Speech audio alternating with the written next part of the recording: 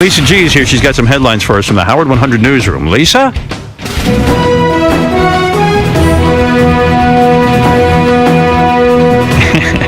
Hey, Lisa. Is there anything? Every time I hear that theme song, I think of the huge penis thing. Is there anything on you that's huge that we? Yes, my breasts. Come on. No. Well. No. Do you want us to say Lisa has huge breasts? Yeah. Yeah. Compared to Miss Howard TV. You would never get implants? No. Those would be smoking. I still can't get over that you thought her breasts were nice. I liked it. What can I tell you? They didn't look fake to you? Yeah. Well, what are you talking I'm about? sure they did. They looked as fake as they could be. In They fact, were beautiful, fake They were like two different breasts. sizes. I don't I liked it. I don't know. Do you think? It's kind of hot when a chick doesn't have a perfect breast job. Do you think a breast job? Let me ask you this seriously. Do you think a breast job means that for some reason you couldn't possibly be an intellectual or No. Well, what's your problem with it? Hell. Just yesterday, it looked so phony to me. Say there. Well, you wouldn't get huge ones. You would get. Look, get the oh, right she's so size. sexy. What's phony about that? I see that. I don't get. But you don't have to go that big. I mean, if you really wanted implants, you would get. I don't know what you are. That if you're, just looks you look like like you're about a B. You'd go Hey, up to a Howard? small C. Howard, do you remember someone had Yeah. they had a picture? I don't know if they still have it or not. There was a picture of Lisa G as a real doll, Right. with a bigger set of breasts. And I've got to say, I've never looked at Lisa G in any sort of prurient way before, but she was hot. It says to me, I care. I look hot for guys, and I'm up for fun. That's what Yeah, it says to me. When I it's- see those two big pontoons, I go, "There's a girl who really just wants to have fun." Yeah. So what you think? Yeah. You think it means they're slutty? No, not at all. She just doesn't think they look The good. male brain, that part I don't get the way you're describing. I look But at if them you and went I and go, got implants, you wouldn't get those. You would get. right, but you something thought they appropriate. were good looking. Now, there you There are. you go. That's you as the real doll. Oh, that's And I funny. gotta say, It does look good. they're smoking. You got to admit, you think that's sexy. Yeah, don't you? that definitely is, but they don't look like glued on basketballs. Yeah, they kind of do. Why don't we just glue basketballs to your chest and see if we like that? I do. I As think a first step. I agree. I got to admit, when I first saw, like, when they first came out, breast implants, I was like, that means that girl's just like a slutty, stupid person. But now, They just look good. There's different. I think it's different. I think you should do it. All right, what do you it's have, not me. Lisa? It's okay. We like you just the way you are. Thank you. Well, Speak for yourself. I spoke. Go ahead. You spoke to someone. Yes, Artie's sister, Stacy. Oh. An Oh, my exclusive interview with her. Exclusive. You can't get Stacy. No one else Nobody wanted can it. get her. Exclusive. She's very sought after. Very sought after interview. Yes. Why did you call Stacy and bother her? Well, I didn't bother her. I just felt it was an important part to Artie's story. Artie's you story read his about- book. Oh, Why don't okay. you dig I up haven't. my- You know what? I haven't read Artie's book. I'm embarrassed to say. Well, I I can tell. started it. I when got a I could vacation. tell because there's one chapter in there that if you had read it, you'd be talking about it. Well, by let's now. talk about it. What is it? What is the big secret? Why don't you dig up my father's bones and interview him? Can we do that? Now that Actually, would be an Langford's handling that. exclusive. Actually, it's ashes. Oh. What But- chapter are you talking about, Lisa? I could talk about anything in the book because I wrote the book. Yeah, go ahead. What do you want Do to you, talk about? you want me to say it, or do you want to? You say could say it. You're the What news- do you- yeah, let's you're hear the what it? you He news tried to department. commit suicide. Oh my God! Who did? Artie. Doesn't he do that like every day? Cut that out. The heroin. He's been- All right, forget it. he's- Bleep that. It's ongoing. When doesn't he try to commit suicide? Look, he's eating himself to death. Nah, I mean this was a formal attempt. I mean, Artie committed suicide? Oh my goodness! There's a difference between slowly doing it. What did you do? What were you trying to do, my Oh friend? my God. What do you got there? What did you do? Why was it? Can I read another Ashley Madison spot? I don't think I was ready to. No, when I was at Mad TV, I was all coked up and I ran out of coke, which sucks. Life sucks when you run out of coke and you're into it. Right, and I was out of my mind, and I wrote a note to my mother and sister. It was a full. Oh, you did the whole note. Then you were for real. Absolutely for real. Yeah. No, it doesn't necessarily mean for real. Well, what happened was. Cry for help. Always. Yeah, well, what I did was I had these Restorol sleeping tablets, 30 milligrams. It was pretty strong. And you took one for 12 hours. And I took about 25 of them. That's serious. Okay. Then I had a whole bottle of Excedrin PM. I took the whole bottle, whatever the fuck is in a bottle. Jesus. And then I had a half. Swallowed all that. Yes, and I had a half a bottle of Jack Daniels left. Oh. And I just swigged it. And then what did you do? I figured that would do the trick. On you? I don't know. Right. So You're I. talking about. From Artie, I'm taking triple that. But go ahead. And yeah. the note was, I remember the note verbatim because it wasn't that long, and Yeah, what'd you say in the note? The note was to my mother and sister, and it said, "Ma and Stace." I said, I'm sorry about this, but I can't deal with life for some reason. Right. None of this is your fault. Do me a favor and keep on living. Maybe I'll see you again someday. And I signed my name. Oh, I that's heavy. I left it there on a big legal pad, and then I Can I ask you a question about remember I so- changed my shorts. Wait a minute. I changed my shorts. Yeah. Because their mom always says, be wearing clean shorts. Well, in a weird way, Why'd you change your shorts? Because when you would be found, you wanted to be like. I had been up all weekend just doing coke, and I had the same like sweatpants on. cleaned up. I'd Now say you clean up. You're gonna kill yourself. You're gonna clean up. I put on a pair of these green sweatpants shorts that I thought were very comfortable. Right. And so that was it. Once I did all that, Like for your journey, like. Hey, Yeah. he wanted to be clean. well, here's what happened. I had to go to Friday night. We did a show at Mad TV. Okay, Right. We did a taping. I end at about midnight. We got done with the taping, and everybody else would go to this bar and have like a party. I was trying to stay on the wagon, and I was afraid to go out because I got diagnosed with this ulcer that I had to get rid of. So I would just go isolate myself in this apartment after work every day. And I had a coke dealer, the same guy who met me for the pig thing. And I went to the Cinerama Dome parking lot on Sunset Boulevard. Everybody, it's a big movie theater there. And I was right by where we shot Mad TV. And I bought 2 8-balls from the guy. And I went right to my apartment. I got a gallon of Jack Daniels. And I went right to this Oakwood Apartments where I lived. And I just locked myself in there.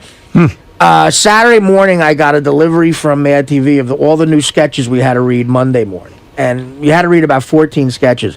I was in 11 of the sketches, and in 8 of them I had to do, you had to do impressions. The research department dropped me off tapes of fucking Newt Gingrich and all these other people you had to try to fucking do the voice of. I'd kill myself. And so those table reads Monday, you had to be prepared because you had to sell it for the network, otherwise the writers would get mad. So I put that down, and I said, fuck it, I'll get to this whenever, and I just started doing coke. I was up all weekend, and I ran out of the coke at about... Not a model employee. I ran out of coke at about 4 a.m.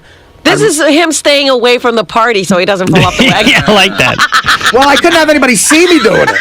Right. We don't want that. Oh, my goodness. So at about 4 a.m. Stayed away from the it'd party. be so The party, much you might have been better off. You're the first 2 people who have laughed a lot for this story. I have another question I don't want to forget. All right. Before you go on, can I ask one question? Go ahead. When you write a suicide note, do you do a rewrite? In other words, do you ever sit there and go, oh, That's this not one's any no good. good? I Tear threw it out up. 3 versions. You did? I did. Did you put that in your book? I thought one of them sounded too sappy. You didn't want to be judged. I Isn't it weird, like you're killing yourself and yet How you're are they worried? going to take this? one I thought was too long. I figured my mother going, we got to get... You're boring everyone. I got to get to the funeral parlor. Right. How long was it? A couple pages? Well, what I just said to you was the entire note. Oh. So it was half a... I'm not looking to waste nobody's time. You're always thoughtful. Yeah. So I put this enormous script packet down. I look like the fucking Iliad. And I put in a videotape while I was doing the coke of Newt Gingrich and some State of the Union. I'm like, what the fuck am I trying to do here? I had done them before and it was lame. I said, I'm not gonna. All of a sudden, I'm gonna be great at Newt Gingrich. Right. So Improved. yeah. So I. All right, go ahead. So I took all that stuff. I had the note. I took all that stuff. I changed, and what set me off was I had to be there at 9 o'clock in the morning, and at 4 a.m. I just was I ran out of coke, and I was in a panic because I tried to preserve the coke so I'd have some to take to work to get through the fucking table read, which I had done before. So. Boy, Mad TV really sucks. I mean, it drives people crazy. Thank God that show's canceled. Right. Source of most of your problems. How many others suffered like this? Okay, so I Whole crew is probably committing suicide.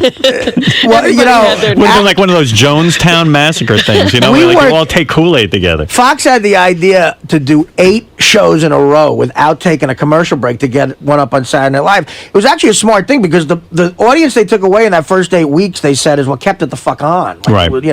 So everybody worked 18-hour days. So I ran out of the coke and I lost my mind and I did this real quick. So now I sit down on the couch of this place and I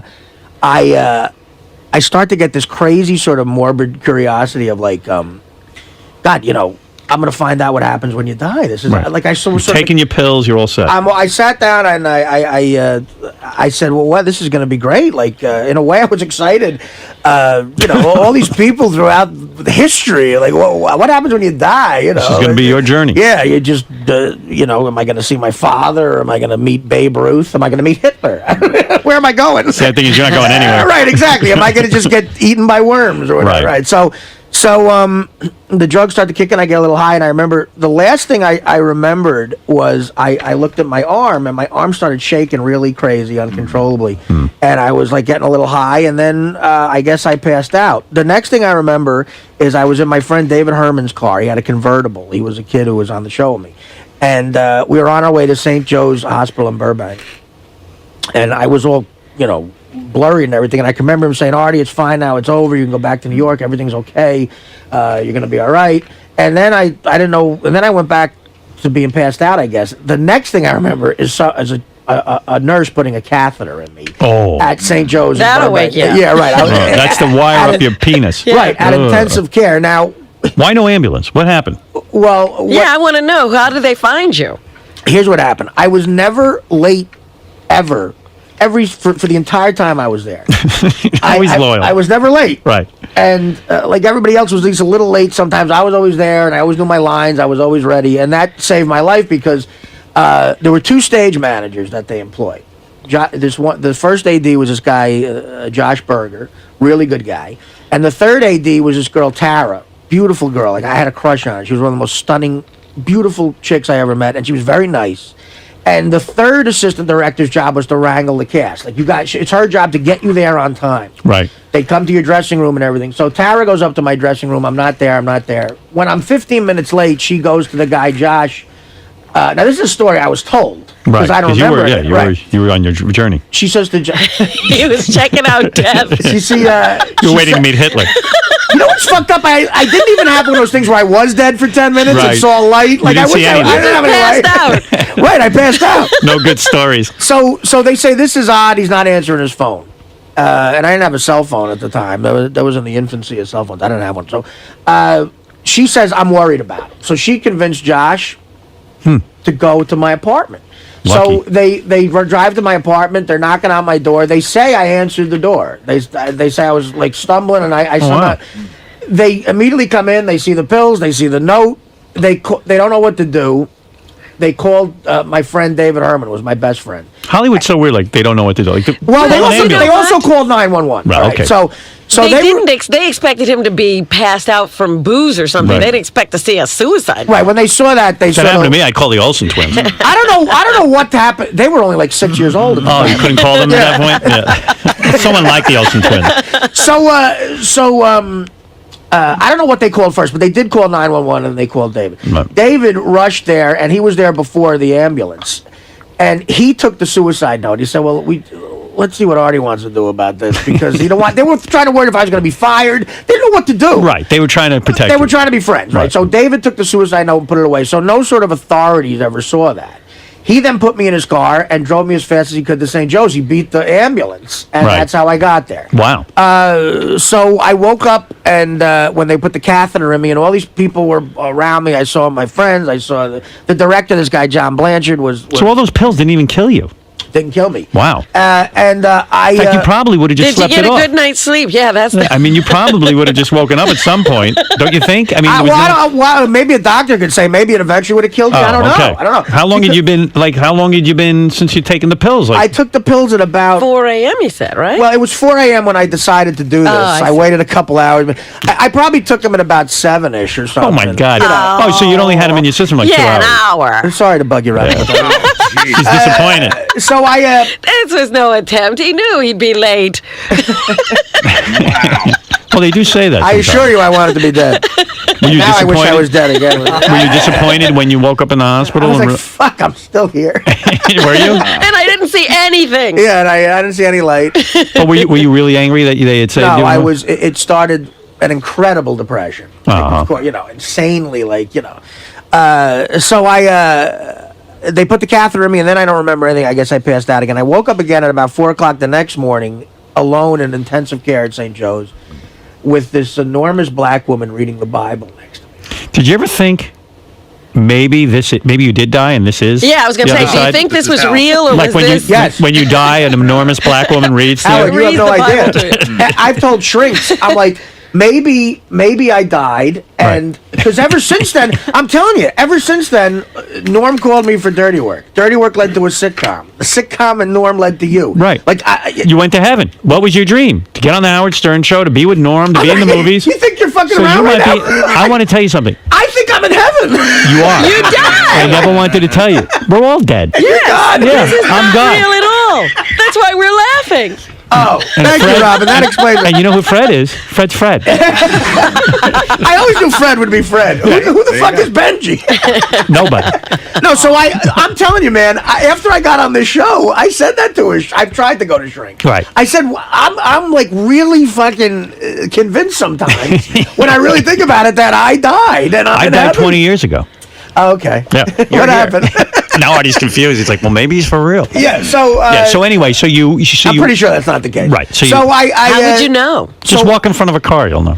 So so this woman's reading to me, and she sees me wake up, and she goes, "How are you, baby?" It was like, Baby. I said, how you doing, baby? I said, I'm okay. She goes, "Why are you in here?" I said I tried to kill myself. And she goes, "What?" I said, "I tried to kill myself." And she said, "Oh, you can't do that, baby. You go right to hell if you do that." She said, "God, life is a gift. You know, God doesn't want you to take that gift away. You can't do that." You know, that was like, She's reading to you. If it's a gift, you get to do anything you want with it. That's some gift. Indian Look at giver. her gift. She gets to read to Artie in the hospital. Really? So then I just that even depressed me even more, and I went back to sleep. The next day, my mother shows up. They put my Oh, mother on a plane. That's the sad. Great. It was the first time my mother was ever in L.A. And you're probably Great. like, oh no. My sister Now left. she's going to see the Hollywood sign and, Yeah, right. and you. My sister left her desk at her job. My mother was a secretary. She left.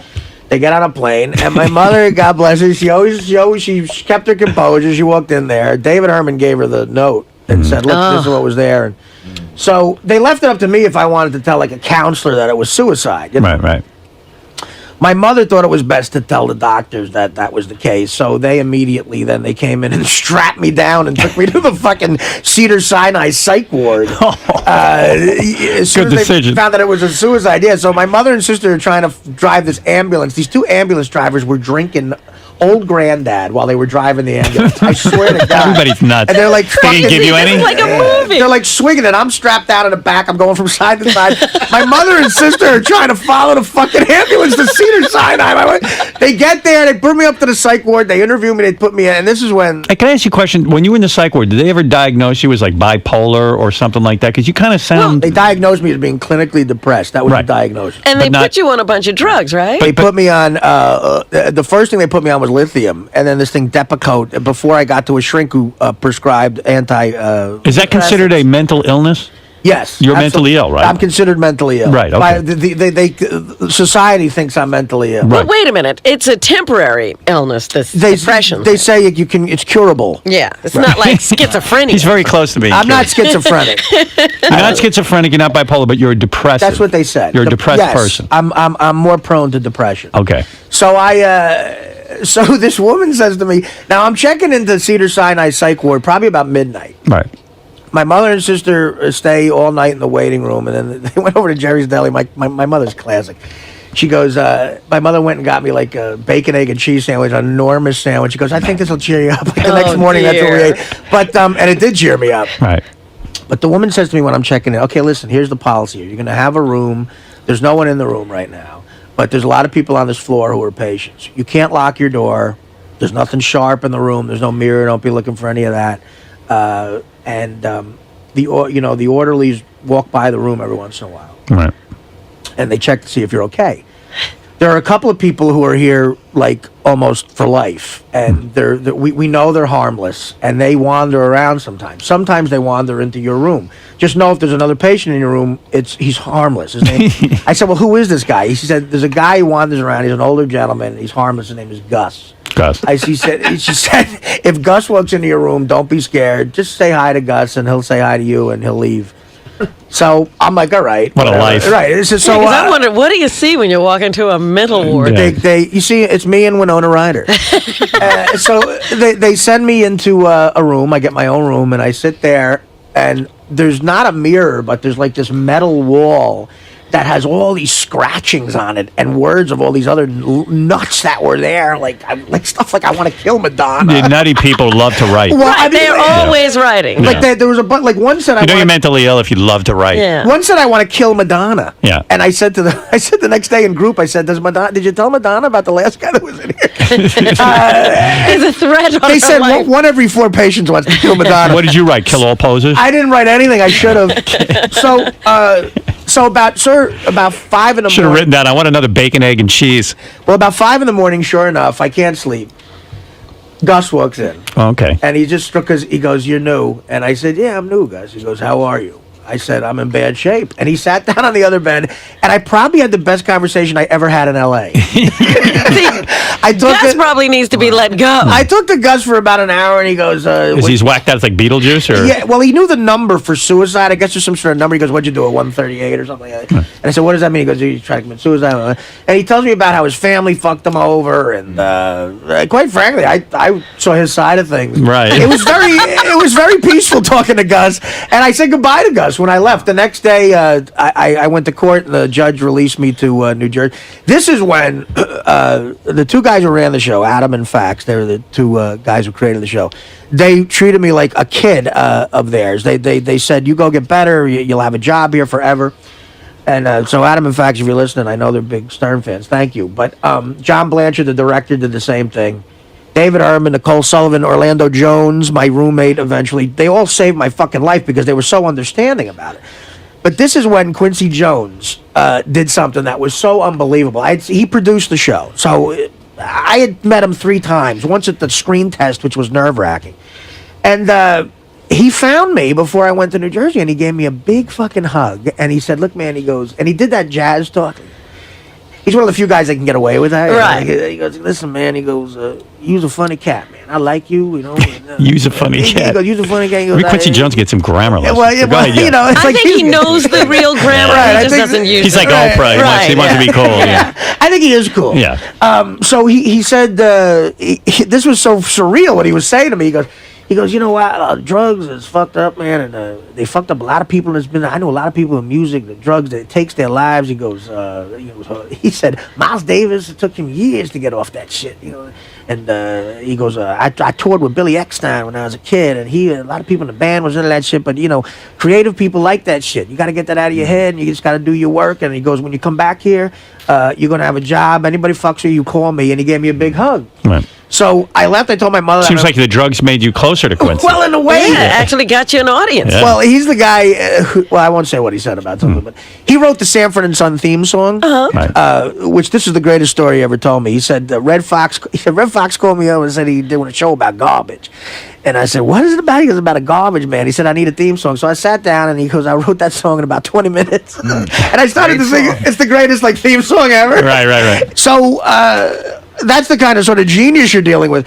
And he gave me a hug, and I told him my mother. My mother was crying. She wrote him a letter, and I'm saying to myself, 2-3 years ago, I was a longshoreman. And now Quincy Jones is comparing me to Miles Davis. In a conversation, I did my time at the rehab. I came back in January, and I saw Quincy again at this other thing. He flew me. So what did they do? Did they fire you from Mad TV or you quit? Well, this is the first season. After So that, he was still with them. after that, they let me come back. I went So to did rehab. you go to Jersey for rehab? I went to Jersey for rehab. I went through rehab, and I got on this. I tried Zoloft. I tried this other shit. This antidepressant Paxil seemed to work for me. After 4 weeks, I'm telling you, man, You felt better. Something snapped in my head that one day I woke up like it was a wet blanket on me. I couldn't even get up for 4 weeks. One day I woke up and I felt like I could build a house. I told my mother, I said, "I don't know. I feel great. I'm back, I think, And I called the producers. They said, "All right, if you feel all right." And I flew back in January. The second half of that first season, I've never done better work like in my life on TV. Wow. I was writing sketches. Maybe you ought to go back on Paxil. Maybe that's the end. Well, after I got back in the groove, I stopped taking it because I don't want to be on a pill the rest of my life. I really don't. Why would you want to feel good? But no. But you say the funniest things. I don't want to be on a pill. I don't want to be on a pill. I want to take heroin. no. But the Paxil, you can't really fuck. You don't need to fuck. Hey, after you take- get some of that Viagra. Won't that So work? here's After you try to kill yourself, how long do you wait till you start masturbating again? I tried immediately. Me and Gus tried to do it together. No, but so the end is kind of funny about how I went, but not funny, but interesting. So they tell me I can come back because Right. they had to square it with the head of Fox and everything, and they tell me I can come back. So I'm still in New York. Quincy Jones was producing the Oscars that year, and to get ratings, they wanted big stars because going up against Saturday Night Live, it's like even if the sketches are just as good, Tom Hanks is hosting. You're Right. not gonna. So Whoopi Goldberg was hosting Mad TV. the Oscars. Oh, the Oscars. The Oscars. So Quincy, as a favor, said, "Would you do a sketch on the show?" She said yes. No one else was in New York. I was the only one left in New York, so she Right. was shooting promos for the Oscars in New York. They said, "We're going to write a sketch. We're going to send the producer out there. Would Artie be in the sketch with her?" So I said, "Okay." I go there the day before I'm supposed to fly back to L.A. I do this ridiculously awful sketch with Whoopi Goldberg. She wanted to do a takeoff of All About Eve, like from 50 years ago, and I had to play a psychopath that was stalking her. It was just bad, but we Ugh. left it in there because She wrote it? No, she thought of the concept for it, and we told her, we do film parodies. The film she picks is All About Eve from 1952. Nobody even knows that. So- right, Great exactly. film, great film. Right, it is. But I mean, they were thinking, well, does she see Lethal Weapon? Right, yeah, she's seen something current. So I go there, and Quincy Jones is at this shoot, and he sees me there, and he comes up and he gives me. It's the first time he sees me since he saw me. He gives me a big hug, and he goes, "Hey man, I've been thinking about you. How you doing?" I said, "I'm better. I feel good." He goes, "I was down in Miami for Christmas, and I was with Nicholson. I was telling Nicholson about you, man. He's thinking about you."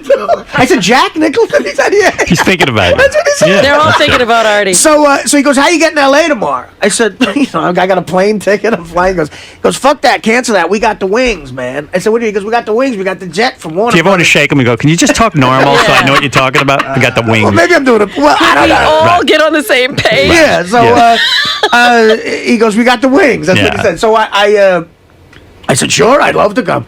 We did the awful sketch. He said, "Be at the Pierre tomorrow at noon, and I'll take you out to the plane." So my buddy Deej drove me to the Pierre in New York, and I'm sitting in the lobby and go, "What do I do? Do I just say Quincy Jones here?" And they're like, "No, they had a different name." Right. So I had to wait for him to come down. He puts me in a limousine. Wow. And the conversation in the limousine, I'll never forget this. This is January of '96. All right, he was the guy who editor of Vibe magazine.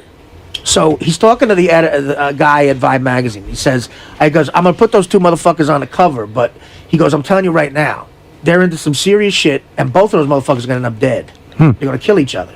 And it was Biggie Smalls and Tupac Tupac. Shakur. Wow. So they ended up on the cover Together. yeah, or one of them was on it, and Quincy Jones was saying to a guy, he goes, "Listen, they're out of control and they're ridiculous, and the two motherfuckers are going to end up killing each other." Wow. Wow. And I went back and I told Orlando that, who had directed some rap videos. He was a big Biggie Smalls guy. That's how I knew about him.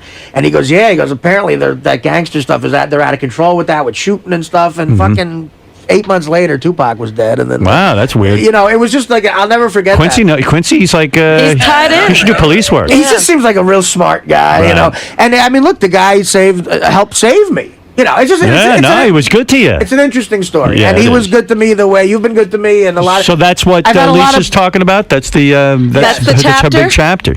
Look at you, Lisa. Good Now I don't have reporting. to read it. When I say guardian angels, I'm talking about you and Quincy. Thank you. I'm happy to be in that group. But it's weird you brought that up where I think I'm dead and in heaven, because I've told that to a shrink, and they go, "Stop being ridiculous." It's not so crazy. Well, they don't Artie. want to tell you they're dead too. If it was really heaven, We're all dead. But if it was really heaven, wouldn't I be thinner?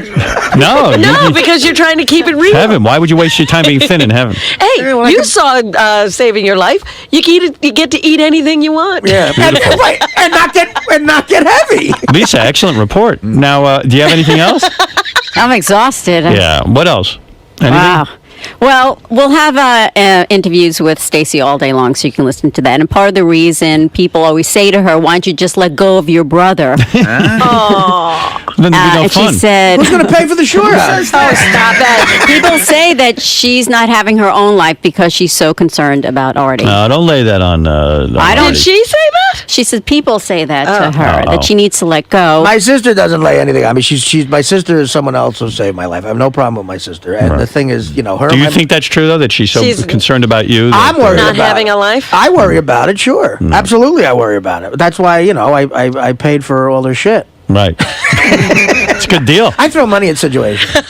Throw some money my way. I'll worry about it. By the way, you know how touching that. We're worried about you too, Artie. You know how touching that story is. Yeah. You know, it's supposed to, that's where the movie should end, and you live happy ever Yeah. after. But then, unfortunately, in real life, you got to live real life. But 8 months later, I was in jail for possession of coke, and then they let me go. Well, that's what I'm That's why thinking to myself. Mad Yeah. TV let you go because you went back to. I went back. I fell off the wagon again, and I got arrested this time. And Right. then, Remember the fight with the cops and everything. yeah. That was next year. Boy, that's incredibly self-destructive. Yeah, it is. After that's all those that's a good people gig. pitched in for you. Now, did Quincy come and say, "Man, you're an idiot"? No, he did. Look, they were. Look. This is probably. I let this guy on my plane. It's funny. Quincy Jones has a memoir out now too, and the same. And the guy at Barnes and Noble, I signed the book to Quincy Jones. I said, "It says." I said, "You probably don't remember me, but you helped save my life once." Hey, Mel, you're on the air in New York City. Hey now, Howard. Hey, what's up, Artie? Listen, so there was no shotgun, there was no noose, there was nothing, no balcony. No. Other than that, it sounds like a pretty good time, man. He can still answer the door. Artie, suicide sounds like a party. I mean, I listen. I know that last hit of coke is, that's the worst one. But shit, you had your pills, man. You were good to go. You know what happened was the what they did in the emergency room was they pumped my stomach, and to save your liver, they make you drink this black tar stuff, and it like supposedly blocks your liver and protects it or something. But it's the most grotesque stuff. It's real thick. Eey. It looks like tar.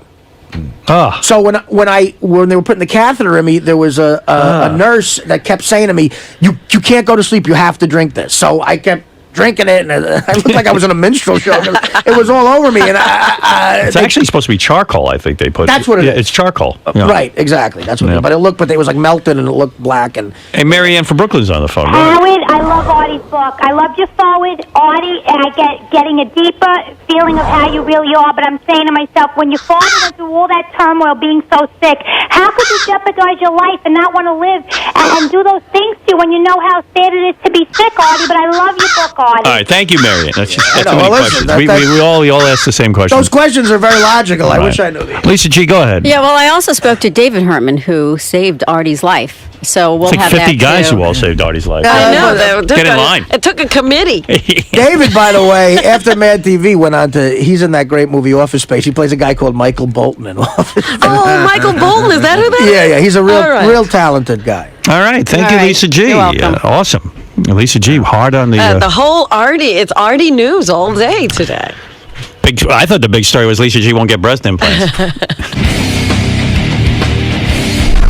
Artie, was that hard talking about today? Yeah, thanks for bringing that up, Lisa. It's in your book. I cried once after a Little League game. You want to bring that up? No, I didn't. I knew I'd have to talk about it eventually, so that was it. I guess, yeah. So it's done now. Artie, what other types of really shocking stories, or in what vein? I mean, does it get more depressing and realistic than that story in your book?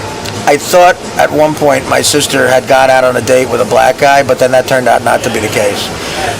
If that had happened, that might have been the worst, but that didn't happen. But the week that I thought it was awful. Had it really materialized? No, thank God. The guy was Cuban. No, but really, Artie, how often do you think existentially about what happened to you? Existentially, you got a little Woody Allen over here. Well, I mean, you really thought you were in ways this could be Yeah, happening. that I went through that, yeah. Because, you go through psychotic, crazy theories. I said to myself, wow, what if that's the case, But given all the great things that have happened to you since that really bad time in your life, do you ever reconsider it that maybe in some weird twisted way this is an afterlife? No, because if this was heaven, Mariano Rivera would never have fucking made that shitty throw to second base in Game 7 of the 2001 World Series. You're right. Exactly. All right? All right. Take that. Go pick up Too Fat to Fish. Exactly. Too fat to fish. I bet your sales just went up. They did, Lisa. All right, I'll give you. All right. I'm telling you, sales just went up. Lisa wants some. It's a good story, right? It's hard to read. You want implant money, don't you? I don't. I like my breasts. Me too. Yeah. I do. Is that Everyone else doesn't, but I don't care. It's my